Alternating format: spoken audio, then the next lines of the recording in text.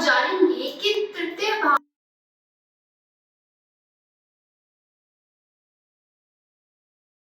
संकेत देते हैं। तो चलिए इनसे बात करते हैं। नमस्कार मैम, एक बार फिर से आपका स्वागत है हमारे चैनल में। नमस्कार Kalpana ji, thank you for calling me again. धन्यवाद जी जी। जी मैम, आज की इस वीडियो में जैसे हमने लास्ट वीडियो में बात की थी सेकेंड भाव की, ठीक है, द्वितीय भाव की हमने बेसिकली बात की थी। आज की इस वीडियो में हम तृतीय भाव की बात करने जा रहे हैं कि जो तृतीय भाव होता है वो बेसिकली क्या सिग्निफाई करता है। देखिए कल्पना जी, ये जो हमारी ज्योतिष है, ये हमारे ऋषि मुनियों ने बहुत ही, मैं कहूंगी कि समझदारी, सोच विचार, दूरदर्शिता से ये हमारे 12 भाव बनाए हैं, या हमारी कुंडली हमारी बनी है। इसमें देखिए, सबसे पहला भाव जैसे हमने पहले पढ़ा, हमारी सोच का आ जाता है। दूसरा भाव आता है हमारा कुटुंब। जैसे आप सोचिए, बच्चा पैदा हुआ तो उसको एक सोच मिली, एक व्यक्तित्व मिला। उसके बाद में उसको मिला एक कुटुंब, एक फैमिली मिली। छोटे बच्चे को पता ही नहीं होता भी उसके अलावा, पेरेंट्स के अलावा। जब अब हम तीसरे भाव की यात्रा करते हैं, जो आज हम शुरू कर रहे हैं, तो यहाँ बच्चा अपने हाथ पैर फैलाना फैलाना शुरू करता है। हाथ पैर चलाएगा, वो चलना सीखेगा, वो थोड़ा बोलना सीखेगा, और अपने हाथों से थोड़ा बहुत काम शुरू करेगा। तो बेसिकली थर्ड हाउस इज हमारी खुद की एफर्ट्स, हमारा पराक्रम, हमारे जैसे कि पराक्रम इन द सेंस कि इसको आप मैं पहले बताती हूँ, फिर मैं एक एक एक्सप्लेन करना चाहूंगी। जैसे पराक्रम हो गया, आपके छोटे भाई बहन आ गए, आपके आपकी देन आपकी छोटी छोटी यात्राएं आ गई, और भी बहुत सारी चीजें आती हैं। पर इसको आप ये समझिए कि जैसे बच्चा बड़ा हुआ तो उसने थोड़ा बहुत चीजें उठा के मुंह में डालना सीखी, तो वो जी अपने राइट हैंड का काम कर रहा है। और जब हम बड़े हो जाते हैं तो यही पराक्रम, मतलब हम कितने एफर्ट्स करते हैं, किसी काम को हम करने में हम कितने एफर्ट्स कर रहे हैं, हम कितनी मेहनत कर रहे हैं। यहाँ पे पराक्रम का मतलब हमारे एफर्ट्स आएगा। हमारा देन आएगा राइट हैंड आएगा आपका, और राइट हैंड से हम अपना खाना खाते हैं, हम पढ़ाई लिखाई शुरू करते हैं।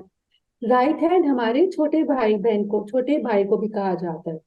तो थर्ड हाउस हमारा छोटे भाई बहन का भी सिग्निफाई होता है। आप देखिए, आप ऐसे समझिए कि बच्चा थोड़ा जब बहुत छोटा होता है तो उसकी मूवमेंट बहुत लिमिटेड होती है, कहीं जी आएगा जाएगा नहीं।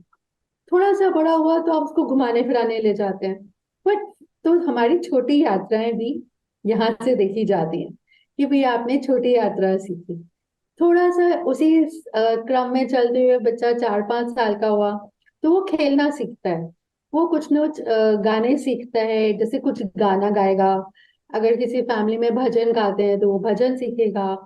कहीं डांस कर रहे होते हैं बच्चे, आपने देखा होगा छोटे छोटे बच्चे डांस करते हैं। तो ये सब चीजें थर्ड हाउस से आएंगी हमारी, कि आपने अपना गाना सीखा, that means use of vocal cords आ गया। आपका राइट हैंड तो आ ही गया, आपका खेल कूद आ गया। छोटे जैसे जो भी हमारी खेल कूद की प्रतिभाएं हैं, वो हम थर्ड हाउस से देखेंगे कि भाई आपके में कितनी कैपेसिटी है वो खेल कूद को, मतलब आपको खिलाड़ी बनना चाहते हैं तो उसके लिए आपको पहला देखना होगा भाई इनका थर्ड हाउस कितना स्ट्रांग है। अगर थर्ड हाउस ही स्ट्रांग नहीं है, ये मेहनत ही नहीं कर सकते, तो ये खिलाड़ी कहाँ से बनेंगे? क्योंकि आपको उसमें रिपीटेटिव चाहिए, आपको बार बार ही वो काम सीखना पड़ेगा, करना पड़ेगा। तो अगेन देन हमने बात करी छोटी यात्राओं की। यहाँ से अभी तक हमने पढ़ा कि पहला भाव, बच्चा पैदा हुआ। सेकंड भाव में हमने पढ़ा कि उसके संस्कार है। हाँ, तो संस्कार को आप लेके चलिए कि उसने फिफ्थ क्लास तक या थर्ड क्लास तक उसने प्राइमरी एजुकेशन, हम सेकंड भाव से देखेंगे। जब हम यहाँ थर्ड भाव में आते हैं तो बेसिकली हम मिडिल से लेके सेकेंडरी एजुकेशन देखेंगे, क्योंकि अब बच्चा स्कूल भी जाएगा, वो सेकेंडरी एजुकेशन मतलब कि आप समझिए कि 10th तक, 11th तक हम जो देखेंगे एजुकेशन बच्चे की, हम जी यहाँ से देखेंगे। उसके बाद ये हमारा हो जाएगा कि जब हम खिलाड़ी की बात करते हैं तो यहाँ हम स्पिरिट ऑफ गेम्स भी देखेंगे कि भाई बच्चा उसमें, मतलब एक स्पिरिटेड होना चाहिए ना। आप खिलाड़ी बनना चाहते हैं तो ये तो नहीं कि आप हार गए तो आप रोना शुरू कर गए, ऐसा नहीं हो सकता। तो एक स्पिरिट, एक उसको स्पिरिट होनी चाहिए खेलने की। तो जी हम सब चीजें हमारी थर्ड भाव से बहुत क्लियरली आती हैं। इसके अलावा अगर हम इसकी सिग्निफिकेंट देखिए हमारे चार्ट में क्या है, तो देखिए थर्ड हाउस से ये हमारा एट्थ हाउस का एट्थ हाउस आता है। तो हमारी थोड़ी बहुत जो बीमारी की शुरुआत होती है, कहाँ से हमारी बीमारी शुरू हुई, तो हम ये थर्ड भाव से देखते हैं, जैसे बिगनिंग ऑफ ए डिजीज कहा जाता है। अगेन ये जो थर्ड भाव है, इसके ऊपर नवम भाव दृष्टि डाल रहा है, और नवम भाव जो है हम उससे अपने पिता की सेहत देखते हैं। तो थर्ड भाव और का मतलब ना, मतलब हमारे से नवम से अपोजिट हो गया। तो हमारे फादर की अगर तबीयत खराब रहती है या उनके ऊपर कुछ कष्टदायक समय आना वाला होता है, उसको भी हम यहाँ से देखेंगे कि भाई जी अगर आपको किसी को लगे कि भी मेरे फादर की तबीयत खराब हो रही है और उनको कोई सीरियस इश्यूज तो नहीं होंगे, तो उसमें थर्ड की इन्वॉल्वमेंट डेफिनेटली आ जाती है। जी एंड अगेन थर्ड भाव हमारे चार्ट में बहुत इंपॉर्टेंट है, क्योंकि ये एक काम त्रिकोण का भाव आता है। काम त्रिकोण मतलब हमारा तीसरा भाव, सातवां भाव और 11वां भाव, जो कि हमारी इच्छाओं का भाव है। काम त्रिकोण मतलब या हमारे डिजायर्स का त्रिकोण हम कहेंगे। तो हम अपनी डिजायर्स को पूरी करने के लिए हमें मेहनत तो करनी पड़ेगी। अगर आप खिलाड़ी बनना चाहते हो तो खेलना पड़ेगा, अगर आप बिजनेसमैन बनना चाहते हो तो कहीं से शुरू करनी पड़ेगी, आप जॉब करते हैं तो आपको कहीं ना कहीं ट्रैवलिंग करनी पड़ेगी। तो कहीं ना कहीं ये हमारी इच्छाओं को पूरा करने का एक बहुत इंपॉर्टेंट भाव है। अगर हमारा ये भाव कमजोर हुआ तो हम अपनी ये सब चीजें पूरी नहीं कर पाएंगे। तो this is a very important भाव। जी और इसको हम एक तरह से त्रिक भाव में भी ले जाते हैं कि भाई हम कहते हैं कि भाई ये थोड़ा खराब है, हर चीज में अगर एफर्ट आ गया तो हर चीज में एफर्ट्स आ जाएंगे। जैसे इस भाव के स्वामी, अगर आप समझिए कि आपके सेवेंथ हाउस के लॉर्ड के साथ बैठ गए, तो हम ये कह सकते हैं कि भाई आपको अपनी शादी में या अपने पार्टनर्स के साथ आपको काफी मेहनत करनी पड़ेगी। और अगर आप हम सेवेंथ हाउस से यहाँ हम डे टू डे बिजनेस भी देखते हैं, तो हम ये कहेंगे कि जो आप अपनी छोटी सी किराने की दुकान कर रहे हैं या जो आपका डे टू डे बिजनेस है, you can be an astrologer also, तो उसमें आपको बहुत एफर्ट्स डालने पड़ेंगे। It will not be a smooth sailing. जी तो ये थर्ड भाव इज वेरी इंपॉर्टेंट। जी वृत्ति भाव में जो ग्रह बैठे होते हैं, तो वो जो अशुभ संकेत देते हैं या शुभ संकेत देते हैं, तो कब देते हैं, कैसे देते हैं? हाँ, ये भी बहुत आपने बिल्कुल एक बात बहुत अच्छी पूछी है। क्या होता है कि देखिए हमारे शुभ ग्रह और अशुभ ग्रह जहाँ भी वो बैठते हैं, वो अपनी शुभता या अशुभता छोड़ देते हैं। अब ये भाव तो हमारे स्ट्रगल का है, हमारी मेहनत का है। तो अशुभ ग्रह यहाँ पे एक तरह से अच्छा प्रभाव देते हैं। आप ऐसे समझिए, मैं एग्जांपल्स देती हूँ। अगर सूर्य यहाँ बैठ गए तो आपने जी मेहनत कैसे करी, सूर्य के जैसी। तो आप कैसे करेंगे, डेडिकेटेड होंगे। आप जो भी काम करेंगे उसमें बिल्कुल आप चमकेंगे। अगर आप खिलाड़ी हैं तो उसमें आप अपना एक नाम बनाएंगे। जी अगर हम यहाँ पे लेते हैं चंद्रमा, जो यहाँ पे हमारे सूर्य, आई वुड ऐड, एक क्रूर ग्रह माने जाते हैं, अशुभ नहीं माने जाते, क्रूर माने जाते हैं, क्योंकि ये आपको मतलब एक डिसिप्लिन देते हैं कि भाई आपको ये काम करना है। जी और अब यहाँ पे चंद्रमा आ जाएंगे। तो चंद्रमा अगर आ जाएंगे तो आदमी कैसा होगा, चंद्रमा तो हमारे विसिलेट करते हैं, आगे पीछे होते हैं। तो आदमी इतनी मेहनत नहीं करेगा, आदमी जो है इतनी मेहनत नहीं करेगा। अब चंद्रमा यहाँ बैठे हैं छोटे भाई बहन के घर में, तो चंद्रमा क्या देंगे आपको, बहन ज्यादा देंगे, फीमेल प्लैनेट आ जाएंगे। और यहाँ छोटी यात्राएं आपकी बहुत सारी हो सकती हैं, दे कैन बी मेनी, क्योंकि यहाँ चंद्रमा आ गए। और अगर यहाँ पे सूर्य आ गए तो सूर्य हमें कम चीज देगा, तो आपके छोटे भाई बहन भी कम होंगे और आपकी यात्राएं भी कम होंगी। तो लेकिन चंद्रमा वाला व्यक्ति इतनी मेहनत नहीं करेगा, वो थोड़ी बहुत कर कर आके छोड़ देगा।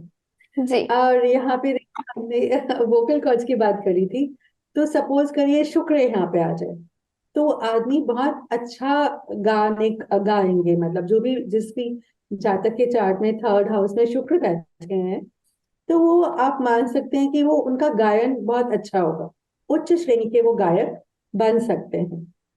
एंड अगर शनि आ जाएंगे यहाँ पे, तो मतलब ऐसे शनि और केतु, तो ऐसे आदमी तो बहुत ही मेहनत करते हैं, पर शनि आपको यहाँ डेडिकेशन दिखाते हैं कि भाई वो आदमी जो है डेडिकेशन से काम करेगा, धीरे धीरे काम करेगा। और अगर यहाँ केतु आ गए, तो हम जी कहेंगे कि भाई उस आदमी तो एक्सट्रीम मेहनत करता है, हर काम में अपनी जी जान लगा के वो काम कर देंगे।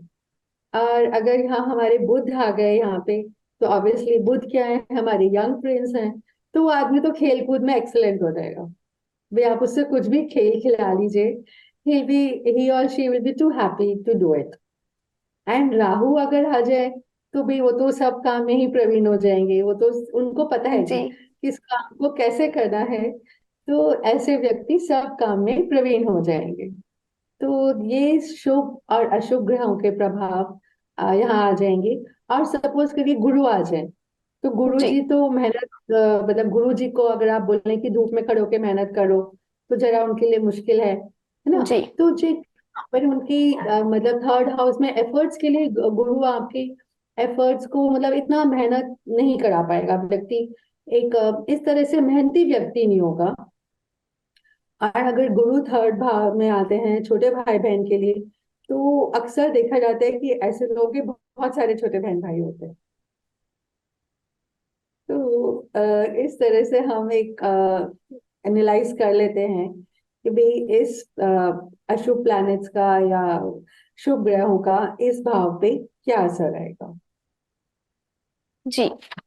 तो मैम जैसे मान लीजिए कि कोई प्लैनेट जो है तृतीय भाव में बैठा हुआ है और वो हमें मान लीजिए अशुभ संकेत दे रहा है, ठीक है। हम शनि की ही बात कर ले या हम किसी की भी बात करें, तो ऐसे कोई जनरल मतलब हम रेमेडीज भी हो सकती है क्या, मतलब बहुत जनरल जो कोई भी कर सकता है अपने डेली लाइफ को अच्छा बनाने के लिए।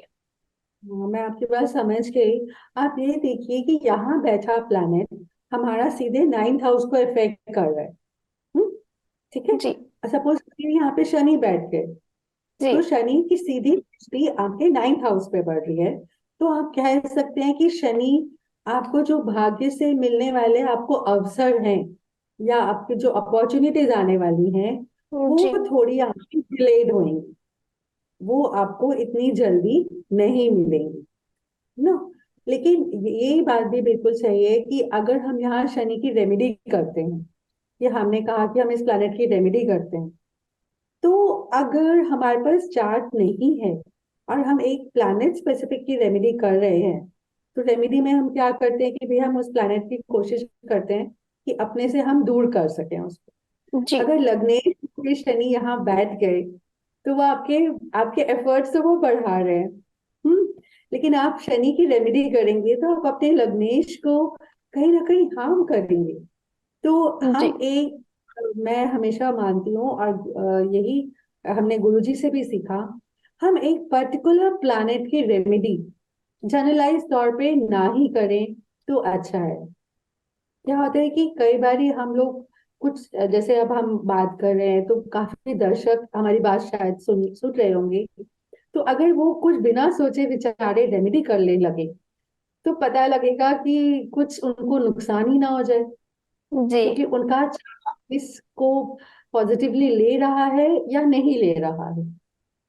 तो ये, तो मेरे ख्याल से बेस्ट है कि आप किसी एक योग्य ज्योतिष को दिखाइए, आप हमारे एस्ट्रो पाठशाला में जाइए, गुरुजी से मिलिए। वो ही आपको मतलब आपका पूरा चार्ट देखने के बाद में ये बात कह सकते हैं, या कि कोई और भी जो कि पूरा चार्ट आप एनालाइज करवाइए कि भाई आपको जी क्या रेमेडी चाहिए ना। और सपोज करिए यहाँ शनि आ गए, और शनि ही नाइन्थ भाव के लॉर्ड होके अपने से नाइन्थ आ गए, तो जी आपको दैट मीन्स आगे से मिलने वाली अपॉर्चुनिटीज आ रही हैं। यहाँ जी अगर आप शनि की करेंगे तो वो तो आपके लिए बहुत नुकसानदायक हो जाएगा। धन्यवाद मैम आपका। आपने हमें तृतीय भाव के बारे में बताया, साथ ही साथ ये क्या सिग्निफाई करता है और इसमें जो बैठे हुए ग्रह हैं वो क्या हमें बताते हैं, कब वो अशुभ संकेत देते हैं, कब शुभ संकेत देते हैं। आपने रेमेडीज के बारे में भी एक अच्छी बात कही कि बिना अपना चार्ट दिखाए हुए कोई भी रेमेडीज अगर कोई कर ले तो उसका नेगेटिव इम्पैक्ट भी पड़ सकता है, जो चीज सही नहीं है। तो इसलिए एक स्पेसिफिक प्लैनेट के लिए रेमेडीज करने के लिए सबसे पहले अपना चार्ट दिखाना चाहिए, तो ही आपको पता चलता है कि ये हाँ जी, रेमेडीज करनी चाहिए या नहीं करनी चाहिए। तो मैं इसके लिए आपका बहुत बहुत बिल्कुल धन्यवाद करती हूँ। जी। नमस्कार, thank ji you ji, Kalpana ji. Thank you so much ma'am. मैं नमस्कार। आपसे फिर से मिलूंगी नेक्स्ट वीडियो में नेक्स्ट टॉपिक के साथ।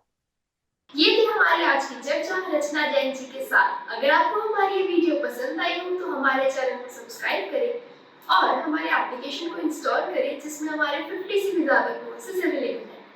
इसी के साथ डिस्क्रिप्शन में हमारे व्हाट्सएप ग्रुप का लिंक है, उसे ज्वाइन करें, जिसमें आपको लेटेस्ट ऑफर और अपडेट्स मिलेंगे। धन्यवाद।